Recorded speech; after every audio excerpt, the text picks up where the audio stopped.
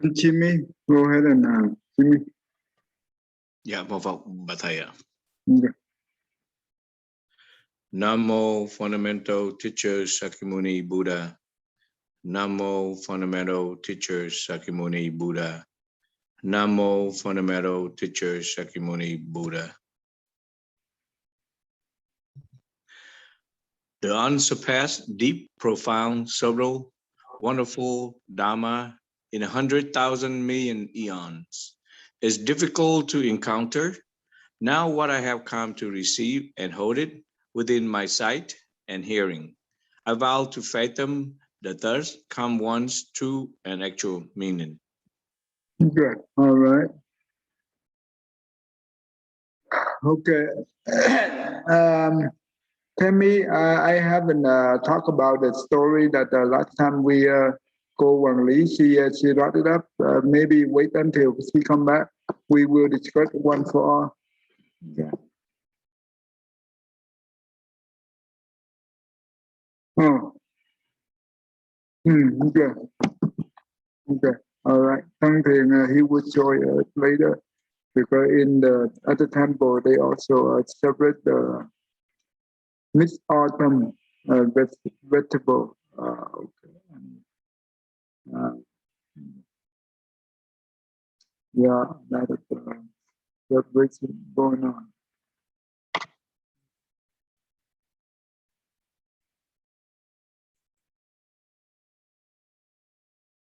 Okay, we go to the number 9, I think. View number 9.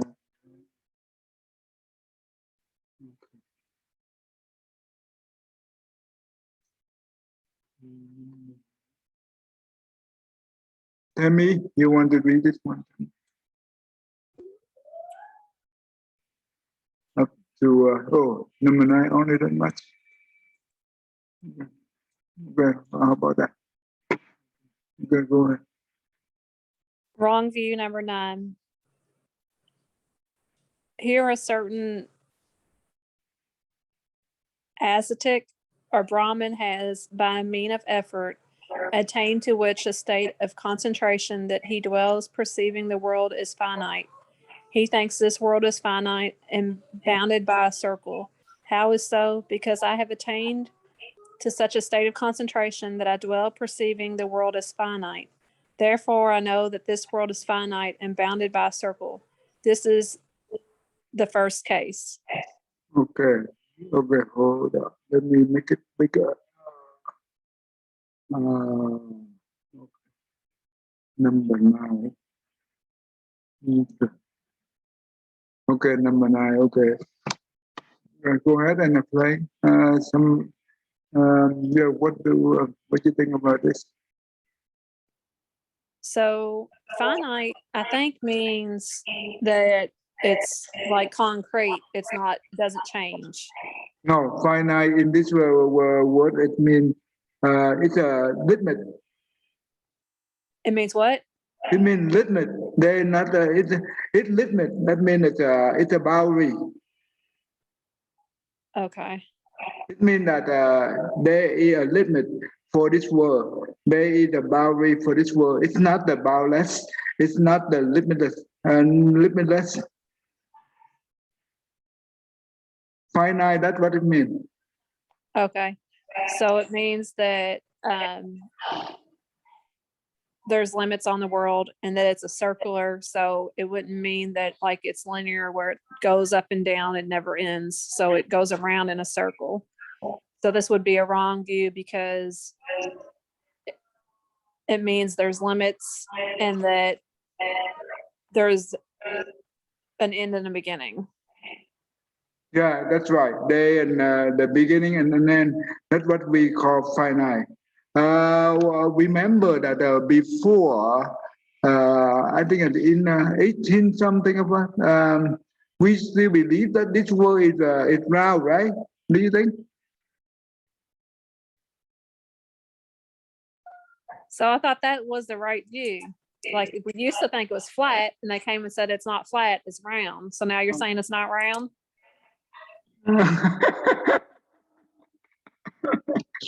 Okay, it's flat, right? But I think That means that's how they perceive the world like that, right? That means it also have a boundary. That's what they think, right? Do you think the world is flat or round?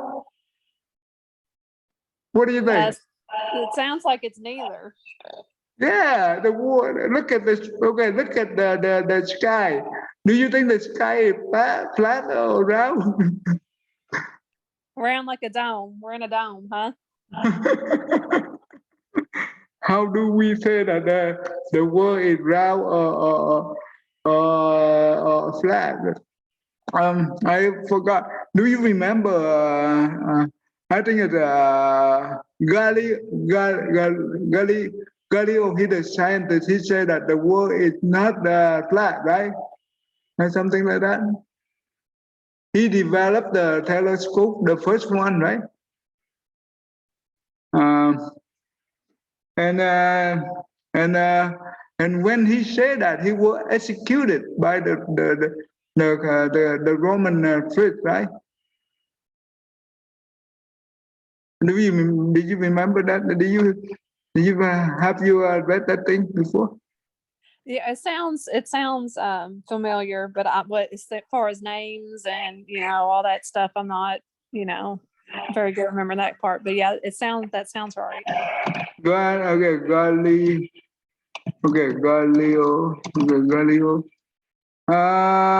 Jimmy, you remember the scientist who developed? Okay, first developed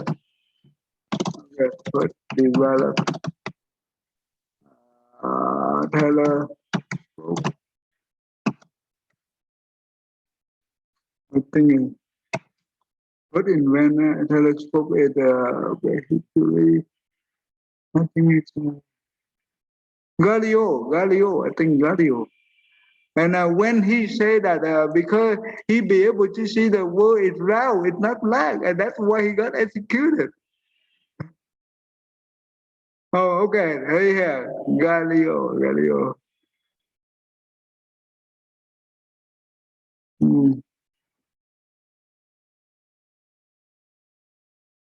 Okay.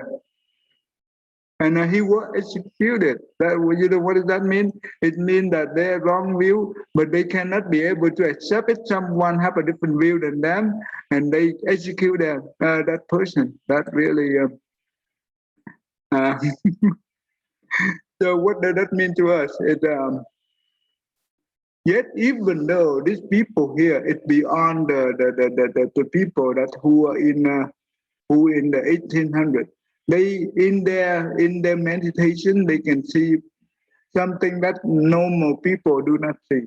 Okay, but you know what? Because they attach to what they see. Why inside the meditation when they perceive something, but that's still wrong? Do you know why? Tell me.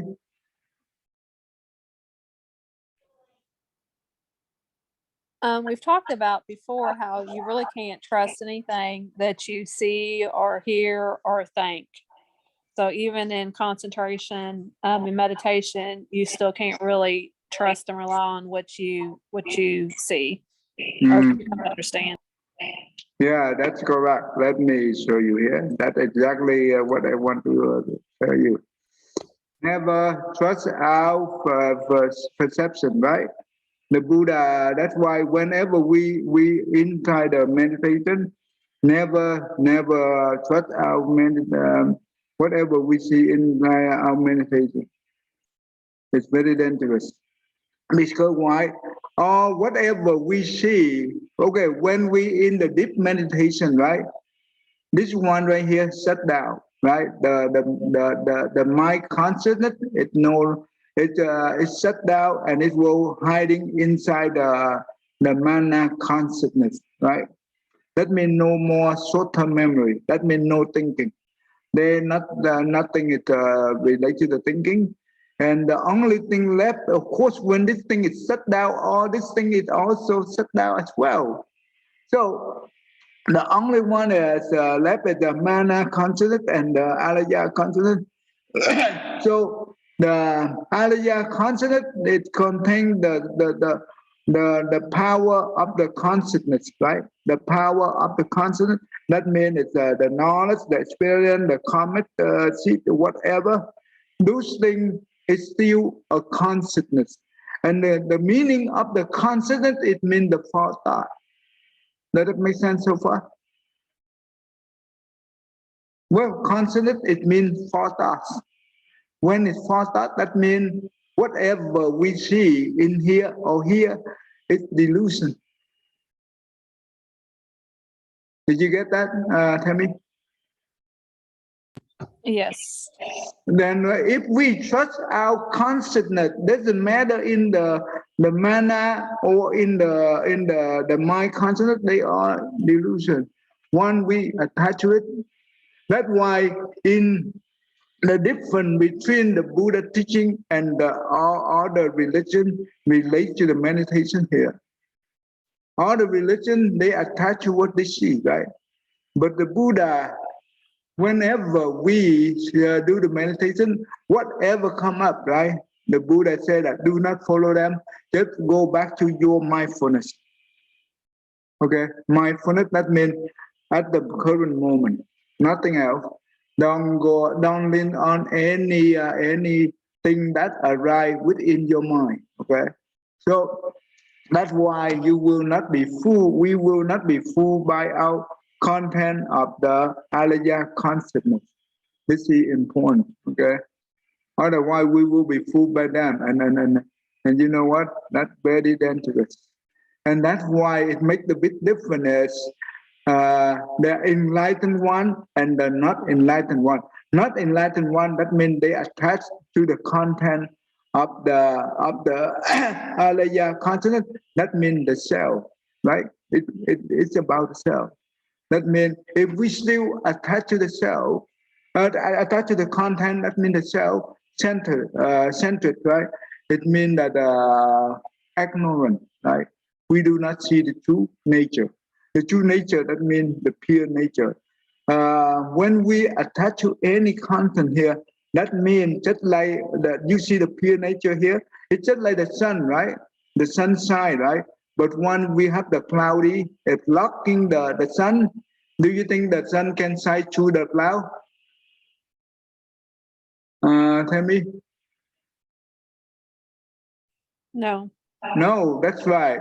That's why any kind of attachment, it's just like the cloud blocking the sun. That means the pure nature or the touch come one store or the Buddha nature. This is just like the sun, right? So that's why when we attach to even the small thing, that means we still away from our Buddha nature. We still not see our own nature. Just like on the paper, on the clean paper, even though we attach, if we focus on the black dot, even though the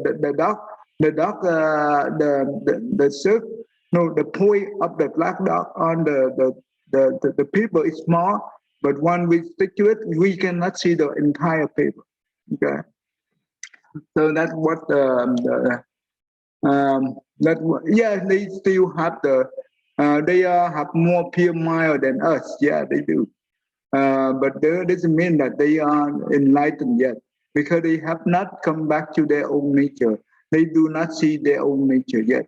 So that's why it's not enlightened.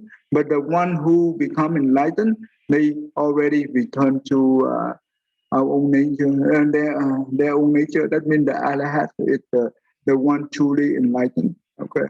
Um, so that's why whatever we see in here and we attach, that means those things we call wrong view.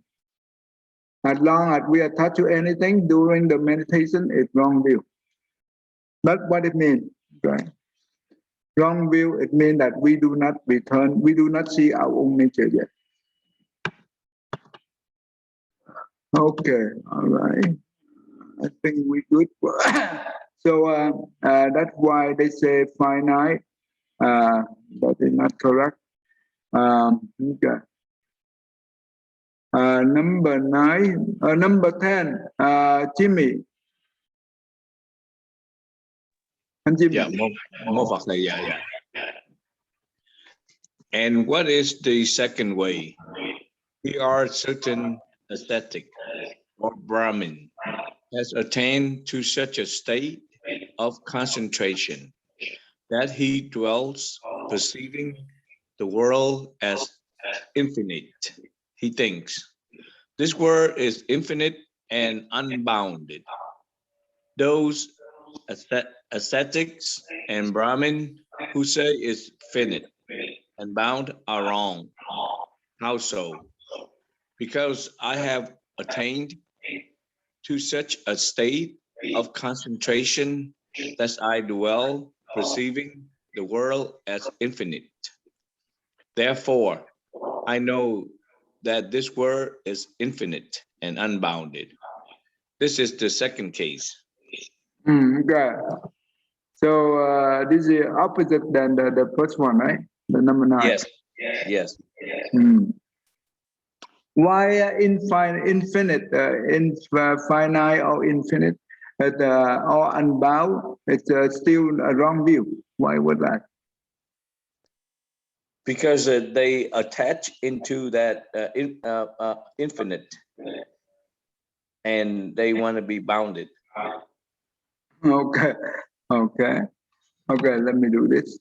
Okay. That's how I understand it. Yeah, no fuck say. Okay, thank you. So basically, in here, right? When the perception it come up right here, where whatever they see, that they see there in no boundary, but that is just the delusion, right? The delusion of infinite, right? So as long as they attach to it, that is the wrong view. How about this? If they see it and they don't attach to it, that okay. How about this? Which way is okay? The one who that means the Buddha disciple, and also the non-Buddhist practitioner, they will experience similar experience during the meditation. But which one have the correct view? Do you think? Tell me, what do you think? Which one it help them to have a correct view? They will undergo the same, maybe similar experience. Well, what are the difference between the two? Yeah, so which one? Well, they will see similar image here, right? But which one will help them to have the right view? I don't understand which the two options are. When you say which one, which are the two different ways?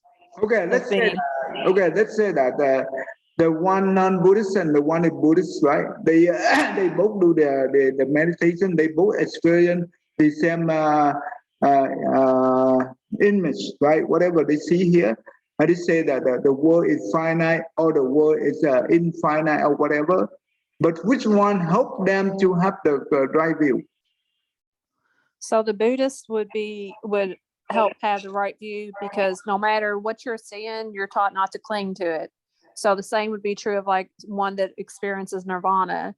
Like the ones that aren't Buddhist are going to cling to that experience and want more of it, whereas the ones that practice Buddhism will be able to just let it be. Yeah, we see at this, right? Yes, they see it and they acknowledge it, but they do not attach to it. That's what we call see at ease, right? When you see something, you don't raise any kind of judgment, right? This is called the non-judgment view, right? This is the important. As long as we see things and we do not have any judgment arise, right? That means there is no self involved. That will help us to have the right view. That is a good thing. That is the normal state. That is nothing wrong with that. But when we see it and we attach to it, and that means we already have the judgment involved, right? Therefore, that is the wrong view right there. And this is where the Mara can see you. As long as we have the judgment arrive, Mara will see you, will see them, and Mara then know what they know what the meditator think, and they will destroy the meditator by fooling. Okay. This is, maybe next time I will show you. I will give you the try to help you to understand some of the 50 state demon 50 demon state from the Surangama Sutra. And that's all. That means the meditator also go to all this kind of vision here, but one day attached to it, the demon know, and that's how the demon destroy them. But we don't have any kind of attachment. That means no judgment thought arise. Then the Mara cannot be able to know what we think. Therefore, they cannot fool us and they cannot trick us. Does it make sense to you, Tammy? Yes, that makes sense, but I'm far from detachment like that. So I'll stick with my 6 to 8 minute meditation. But we are too far away from here anyway. But just learn for our own sake here. So the good thing here, if we hear anyone that proclaim themselves that I am the enlightened one, I am the Buddha, I am the Arahant, when you hear those things, what should you do? Run. Run, right? Run away from them. Yeah, motherfucker. Don't look back. Don't look back. Don't look back. We better run as fast as we can. Even though we might forget things behind, but don't even come back to get that. And that's true, because a lot of people in this world right now, they crazy. They proclaim themselves. They say that they are enlightened one. They be able to see things. They be able to and they say that I'm the God, I'm the creator, or whatever. Those things, you know what? This is come from this kind of similar to the wrong view where what we learn right here.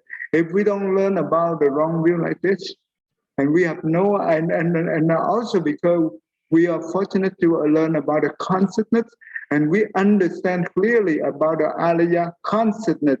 This help us to understand the wrong view. Otherwise, if we don't understand this whole concept here, it's very tough to grasp the wrong view concept. Don't you think that, Tammy? Yes. And Jimmy, you understand, right, Jimmy? Yeah, more factor. Yes. Yeah. Thang Theng, you understand what we just talk about?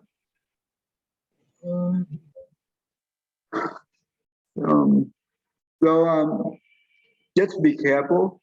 Yes, when we do the meditation, whatever come up in our mind, it's okay. Just see it and come back to our own focus. Don't even daydream or night dream or whatever. Okay, so we been trapped in those kind of states, and that will lead us more harm instead of benefit. Um, That's why in Buddhism, it's the ultimate of the goal here is we reach the ultimate wisdom. It means the ultimate emptiness, and that means when we're talking about ultimate emptiness, that means ultimate no self, right? Even though the Arya consciousness is just the container of thought. It's but the ultimate of the Alaya is turned into the pure nature. And the ultimate of pure nature is just the emptiness. It's nothing else. That's what the Ratna wisdom, we call the Heart Sutra, we call the Ratna Paramita. It means the ultimate, the foremost wisdom. This is the Mahayana wisdom of all. Okay. Okay, that's good.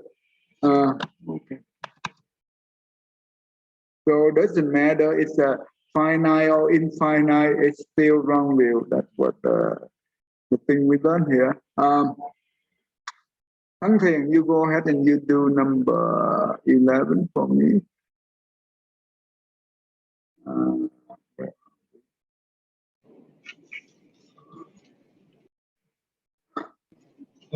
I'm driving Thai. Oh, you are driving? Okay. I am sorry. Okay, tell me, go ahead and you can help me. Wrong view, number 11. In what is the third way? Here, a certain ascetic or Brahmin has attained to such a state of consciousness that he dwells perceiving the world as finite up and down and infinite across. He thinks the world is finite and infinite. Those ascetics and Brahmins who say it is finite are wrong, and those who say it is infinite is wrong. How so? Because I have attained to such a state of concentration that I dwell perceiving the world as finite up and down and infinite across. Therefore, I know that the world is both finite and infinite. This is the third case. Okay, what the difference here? So this is just confusing because they're saying that it's neither finite or infinite, but up and down it's finite and across it's infinite. So that to me is just really bizarre. You would think that they would go with one or the other, not one direction is one thing and with the opposite direction is the other. That just doesn't make sense at all. But how is possible that up and down it's infinite, it's up and down it's finite, and across is infinite? That I don't know how they get that thing. But anyway, that's the way they perceive, right? The word perceive, it means forethought. Remember that. Because the perceive, it means perception, right? Perception, it means come from thought. Thought, that means forethought, nothing else. Yeah. So, yeah, it's really crazy, right? This is really crazy. So that's why they say that the world is finite and also infinite. Wow, this is beautiful. Okay, that's good. And Jimmy, go ahead.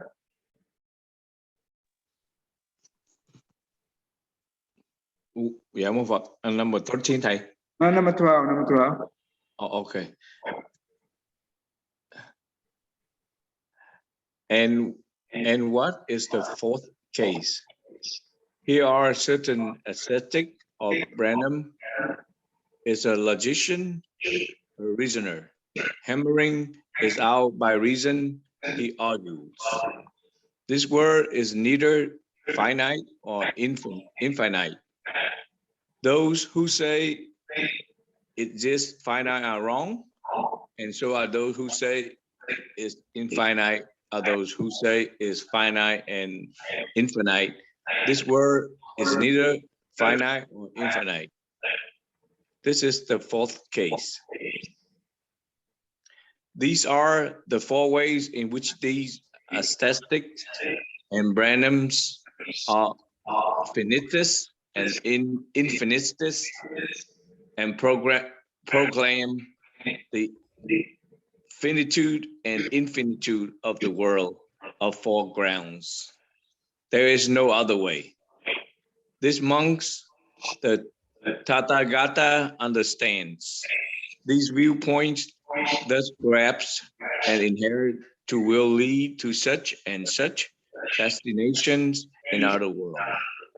These monks are those other matters, profound, hard to see, hard to understand, peaceful, excellent, beyond mere thought, subtle to be experienced by the wise. Tathagata, having realized them by his own super knowledge, proclaims, and about which those who would truthfully praise Tathagata would rightly speak. There are amongst some as Okay, stop right there. So let it relate to the next one, I think. Okay, so what do you think? Yeah, more for how I understand it's totally confusing with all the infinite and infinite and finitude and infinitude of the foreground. So I Uh, never heard this before. So oh, you that's never heard before. Okay, that is a good thing you heard that you hear it now. yeah, more Okay. for- Okay. Anyway, tell me, what is the last one is different all the way with the first three? What the difference with the among them? What is because your it's saying that it's neither finite or nor infinite, so it's neither one. I understand. Okay, that is one. What else is different? How come this person come to the conclusion for this kind of neither or no? Why? What the difference here? That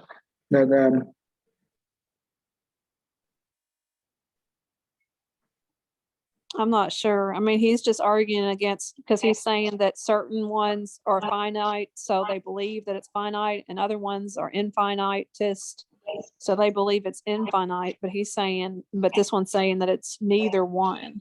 okay, this is important here. The first three, those were the first three here, they in the meditation state. Okay, but the last one is not the meditator. He the logician or reasoner, right? This is the one is by theory, by conception, not by not the practitioner.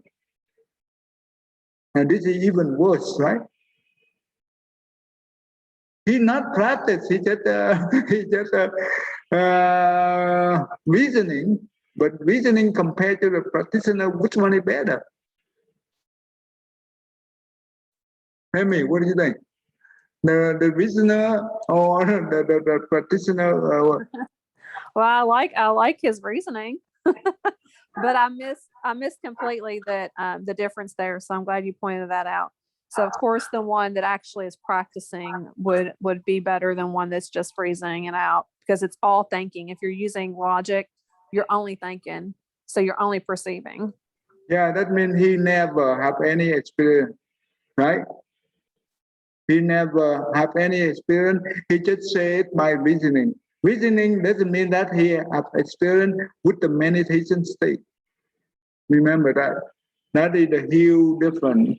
Therefore, because he is a reasoner, right? Therefore, he come up with the one say that neither finite or no infinite because he reasoner. Okay, this is even worse, right? This is even worse than the first three. Well, so now you understand, Tammy? Jimmy? I mean, yeah, more for but yeah, yes, I do. so that means whoever, and that's why you know what, all the things we learn in here. That's why when they don't see the truth, they always compete with each other or by debating, by argument, and this will lead to no ending, right? You think that all this kind of debates, all this kind of argument, is there any an end to it? Tell me. No, it's a waste of time. Yep, that's correct. That's why the Buddha said that. The Buddha, a lot of questions relate to the origin of the world and the ending of the world. Buddha do not want to participate, to engage, right? He doesn't want those things because that is a waste of time and it leads to no ending, right? And when these people here do not see the truth, even though the Buddha speak the truth, right? They do not accept it. And why he waited time for, right? Remember, the one who see the truth. Can the word describe the truth? Can we? No. Words cannot describe the truth. If words can describe the truth, it's not. That means it's not true, right? Then true nature, words cannot describe. But why the Buddha speaks so many sutras for what? Why the wood cannot describe the truth? Why the Buddha speaks so many sutras for what? What were the reason behind?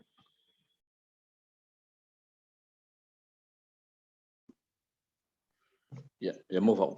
So give the human being more information and to learn about what he trying to explain into his Sutra and Sarah.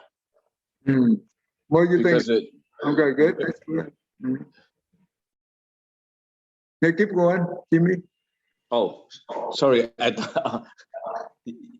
So the Buddha, because the word just cannot explain, and he doesn't want to debate and argue with other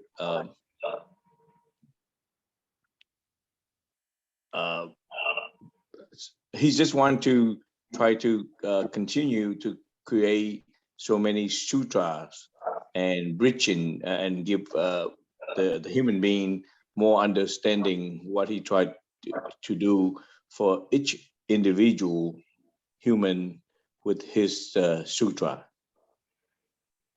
Because that's why he created 84,000 of sutras. Oh, no, not 84,000 sutras. We call 84,000 Dhamma. Just Okay. a different method. It's just a semaphore. It's not real. That it's not the real number. 84,000. It means it's a lot. It's beyond the calculation. So we just use the number 84,000. It means something very big. Okay. Got it. So what I think, the way I think is that he's just trying to continue to create some sutra and teaching the human being that's what he tried to do. Okay, Tammy, what do you think, Tammy?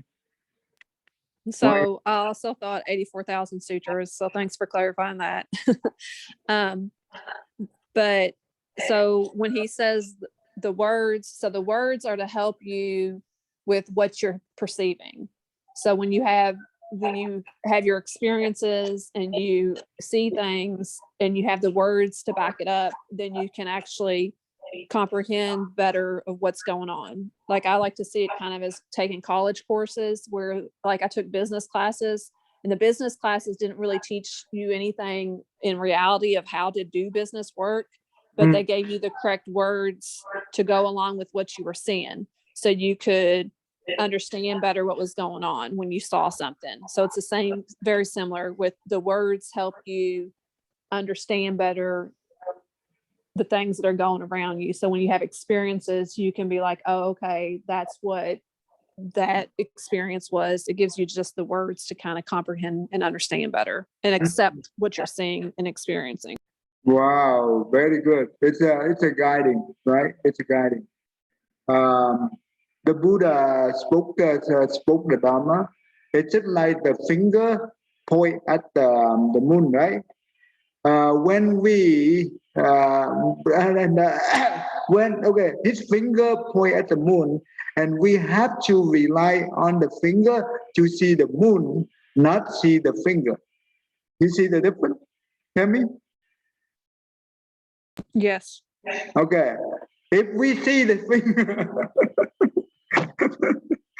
if we see the finger, is that a good thing?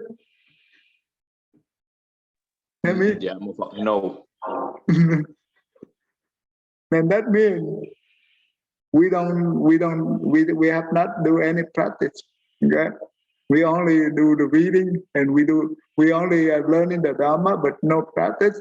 It's just like you see the finger. Okay, it's no help. But we rely on the finger to see the moon. It means that we rely on his guidance to see our own nature. That is important. So when we practice and we go through a lot of different experiments, and we know that which is proper and which is not proper based on what we have learned, right? This is important. Therefore, we can avoid a lot of problems like the wrong view. Yeah, like Tammy give a very good analogy about business. That's correct. When we learn in school, right, the teacher only give us the theory, the concept. They don't give us the reality.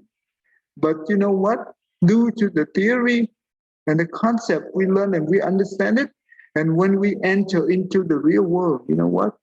We should thank you to the teacher, right? Because the professor, because no, without those knowledge, we don't know what to do. That is a really good one. That is a really good one. Um, mm, so I'm glad that you understand this very clearly. That because this is it's not easy to understand, but when we understand this, and later on it will help us to avoid the wrong view. And this is one of the most important that represent the wisdom. Otherwise, have no wisdom, we will stuck into the wrong view that will lead us to the bad destination. Okay, in here I want to point out, okay, in here the Buddha said that the Tagatha, that means the Buddha, okay, he know that this viewpoint, touch, graph, if whoever attached to it, it will lead to such and such destination in another world. That means we still in the samsara world. That means we still in the death and rebirth cycle. We not yet get out of the cycle. That's what the destination in the another world means. Does that make sense to you, Tammy? This is important, very important. I don't think I understand this clearly. Oh, really? Okay, let me explain one more time so you can understand it. Okay, all right. The Buddha said that he understand that this viewpoint, that means all the four view here, from the number 9 to 12, right? This viewpoint, doesn't grasp or adhere, that means attach to it, right? If anyone grasp or adhere to those viewpoint, it will lead to such and such destination in another world. When we're talking about destination or another world, this is the existence. This is the existence. It's not the nirvana. It's not the non-existent. That's what it means. The samsara world. It means the death. We still stuck in the death and rebirth cycle. That means we will be born into one of the 6 rebirth paths. Did you remember what we learned so far? Yes, this makes sense. Okay, this is important. The one who see the true nature, that means the one who is enlightened, that means they already escaped from no more death and rebirth. That means this thing is not applicable to them. But they come and go as they will, due to their vow. But they no longer have any suffering in this cycle. If they want to be born into the death and rebirth cycle, that is due to their vow, and that means that is the Bodhisattva path. It's not that is their power of the vow, not power of the karma. Remember the difference.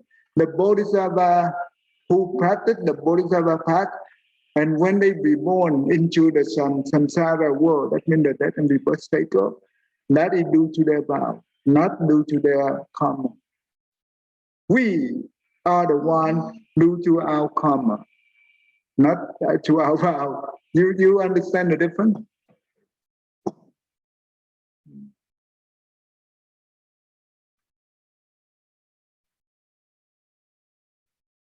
Okay, so that makes sense clear. Yeah, that I hope I make it very clear, right?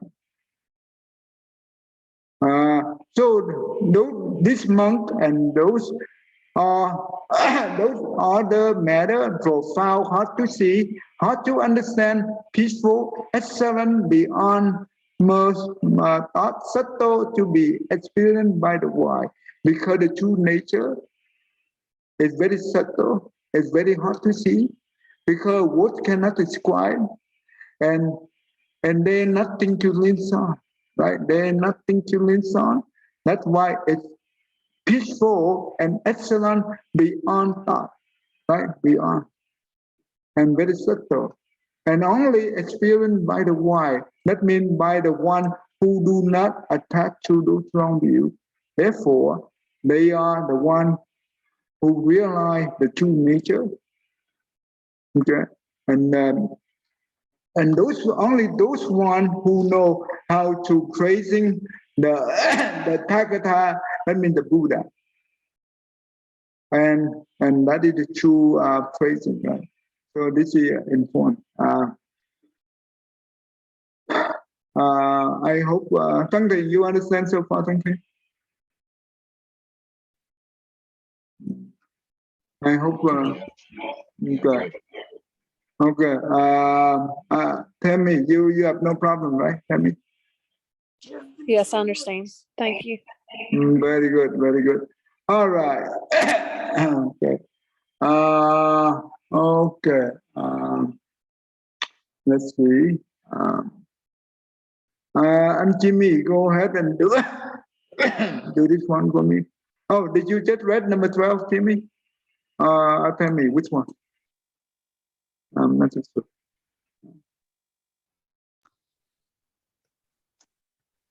So, dạ, một vật bà thầy con đọc số 13. Oh, okay, go ahead and do number 13. In this case, there is an No, aesthetic. read from here. Okay, yeah. There are amongst some aesthetics and randoms who are ill regulars. When asked about this or that matter, they resort to evasive statements, and they wiggle like eels on foregrounds. What are they? Wrong wheel number 13.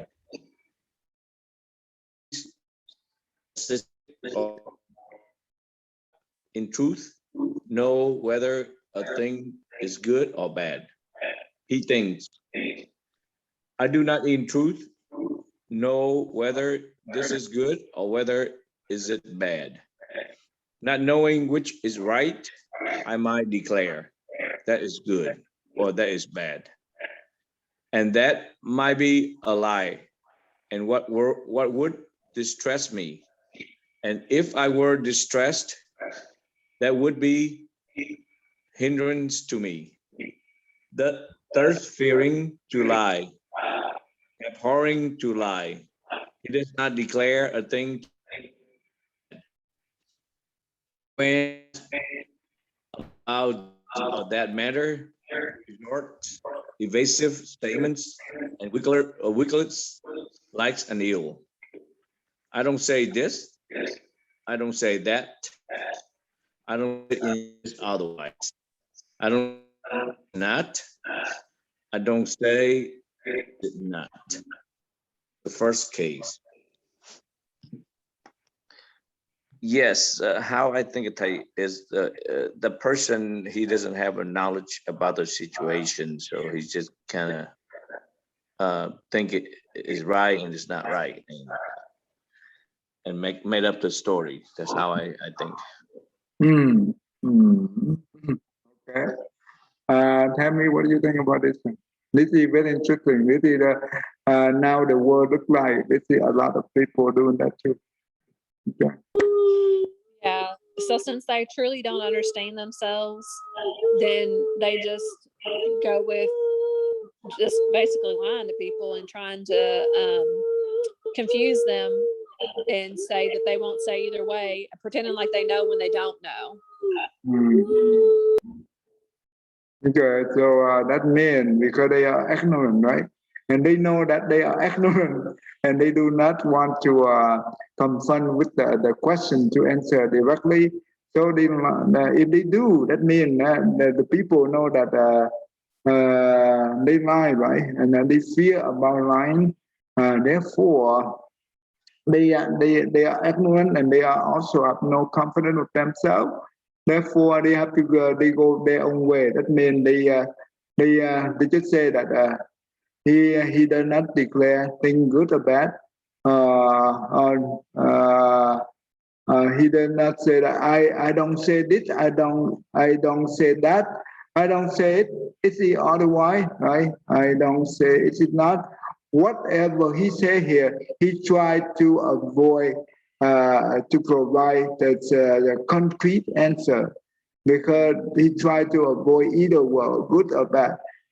So that means to let the people he pretend that he know everything, but so no one can point out their own mistake, their own ignorant. But this is even worse. That's why in here the Buddha said that they wiggle like the eel because the eel have no bone, right? They do not have bone, therefore they wiggle like the eel. That's crazy. That means they use their tongue wiggle it in whatever the way that they think that help them to do not have any shame to other people, and that's what they try to do. So, and this is very dangerous. So they are very ignorant, and when you see this kind of people, and you know what, we should not have any. We don't want to engage in any kind of talk with them because the more we talk, the more we waste our energy. Okay,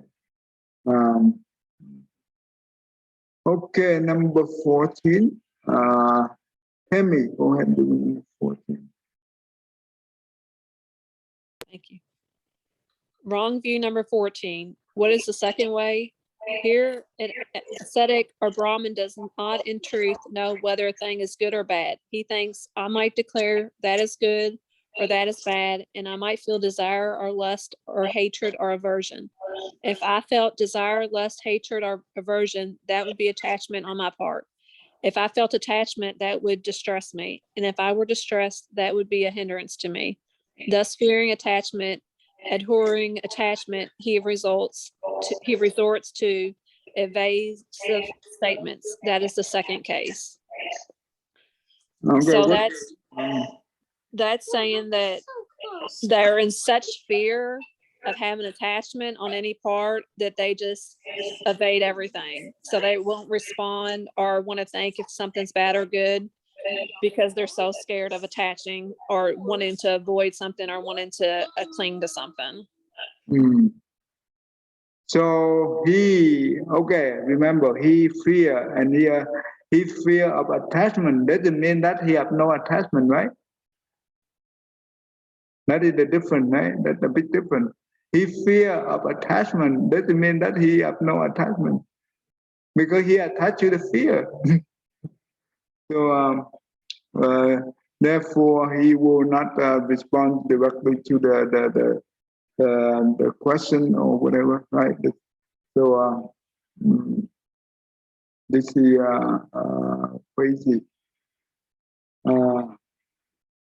So when they say that evasive statement, that means it's also mean like this, right?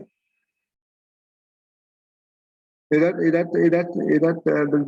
they mention about evasive statement? Tammy? Yes, that looks like an evasive statement to me. Okay, that's what it means. Okay. So okay. All right, Jimmy. Dạ, mô Phật bà thầy. Wrong view number 15, thầy. Yeah, wrong view number 15. Yeah, mô Phật. What is the third way? Here, an atheistic or Brahmin does not, in truth, know whether a thing is good or bad. He thinks, I might declare that is good or that is bad.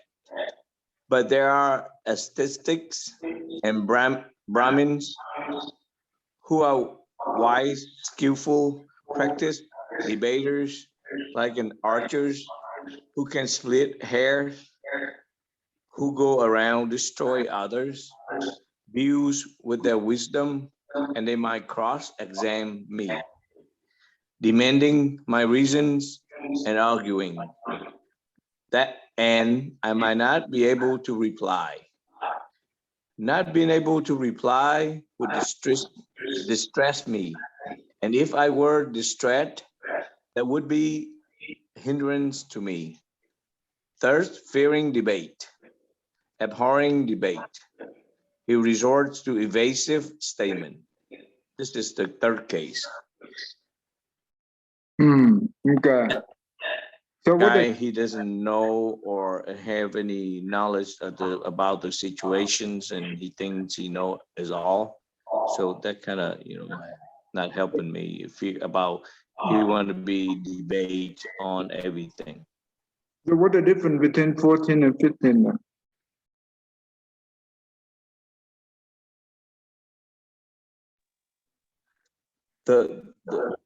They are both similar.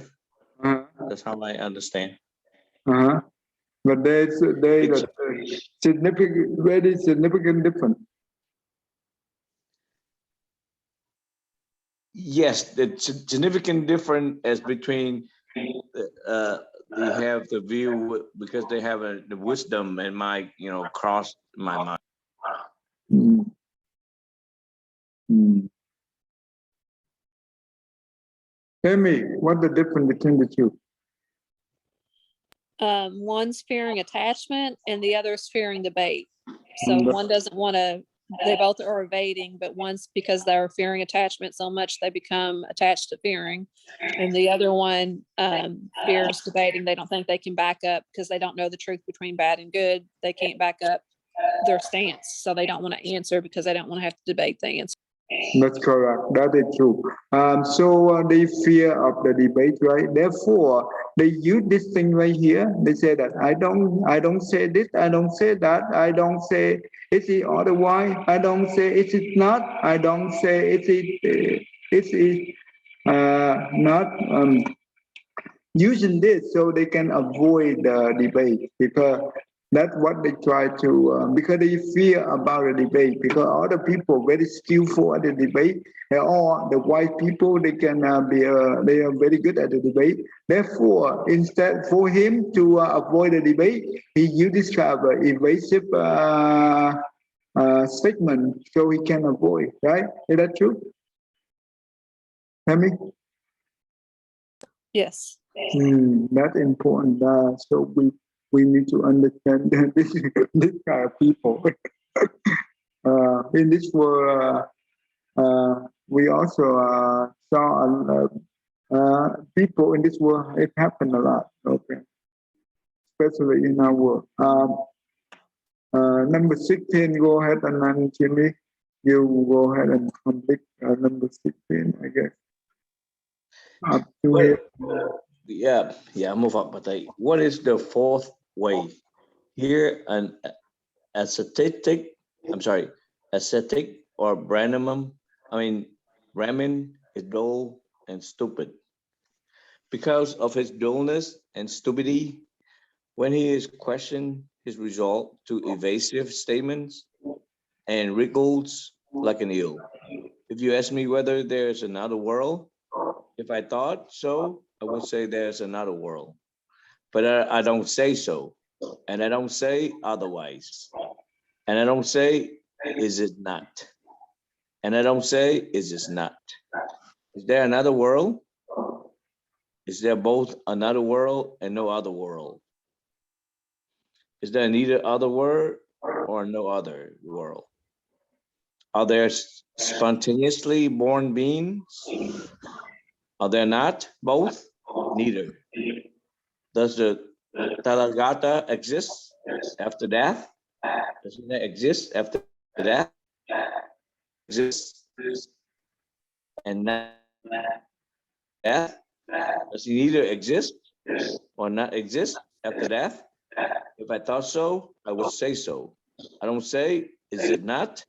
This, this is fourth case. There are the four ways in which those aesthetics and Brahmins who are ill-reguled result to evasive statements. There's no other way. Good, So, good. Okay, go ahead and read this one too. This one, I think it's too good. this monk, the Tathagata understands. These viewpoints thus grab and adhere to will lead to such and such destinations in another world. These monks and those other matters profound, hard to see, which Tathagata, having realized them by his own super knowledge, proclaims, and about which those who would truthfully praise the Tathagata would rightly speak. These are monks, some ascetics, and Brahmins who are changed originationists and who proclaim the changed origin of the self and the world on two grounds. What are they? Okay, stop right there. Okay. So what is it, number 16 then?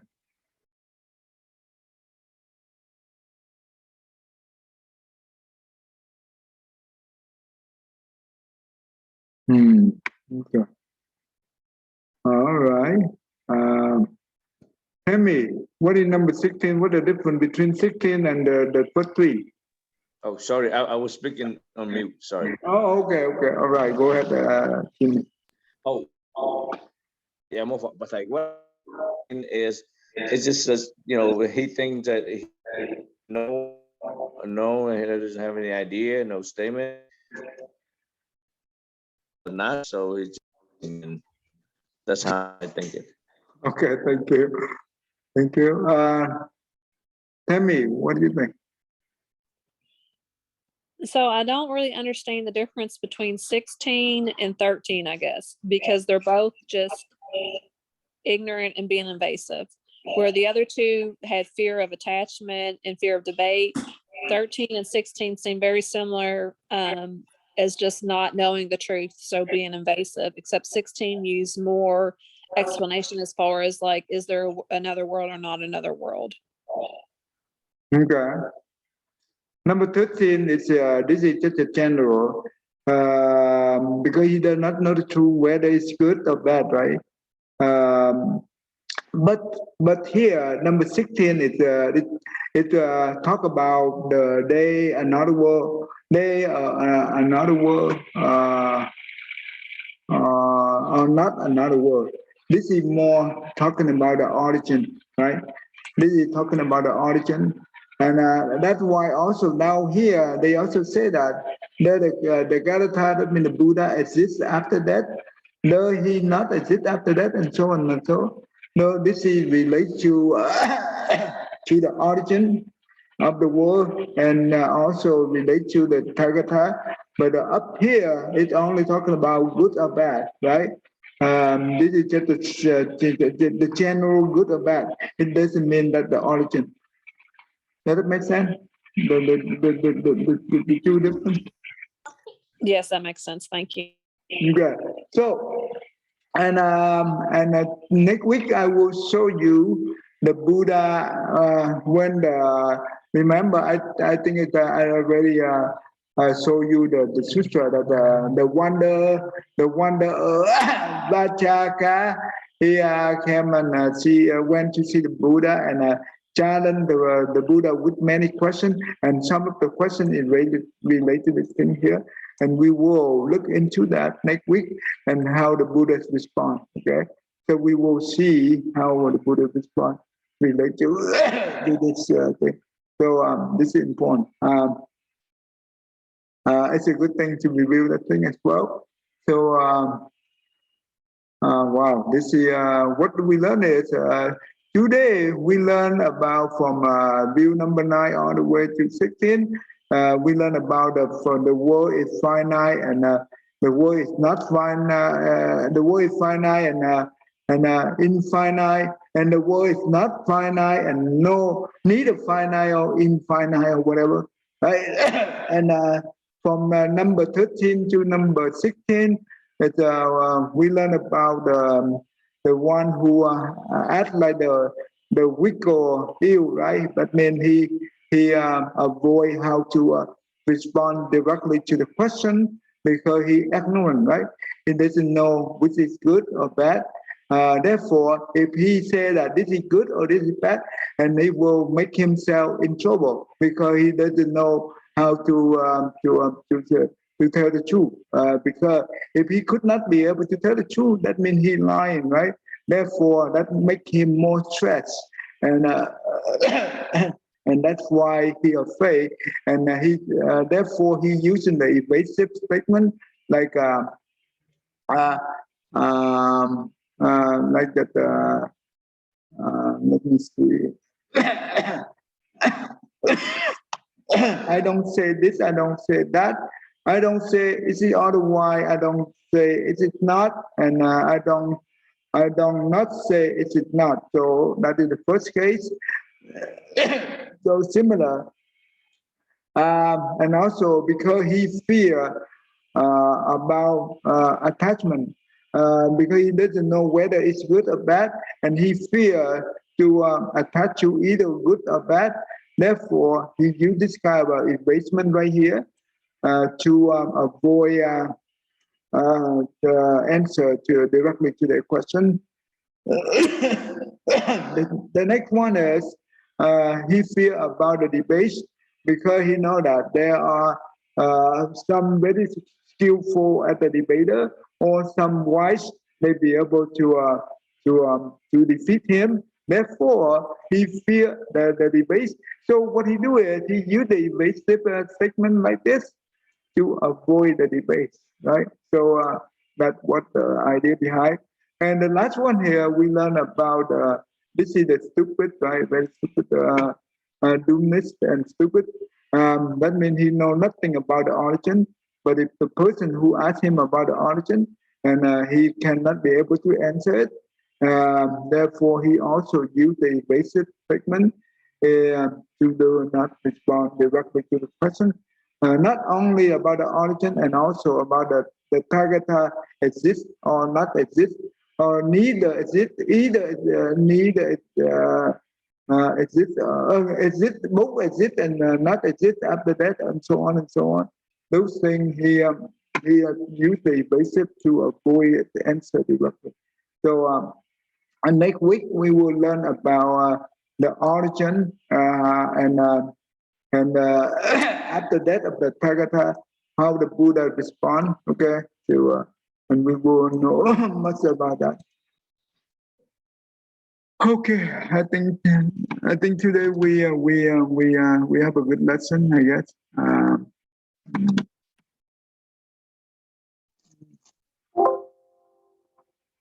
Good. Tammy, go ahead and you do this one for me, please.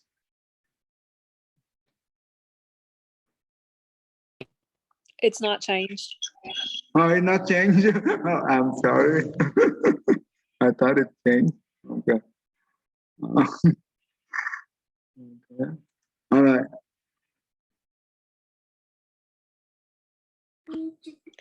May ever living being reminds us one and radiant with light, share the fruits of peace. With heart of goodness, luminous and bright, if people hear and see how hands and hearts can find in giving unity, may their minds awake to great compassion, wisdom, and to joy. May kindness find reward. May all who sorrow leave their grief and pain. May this boundless light break the darkness of their endless night.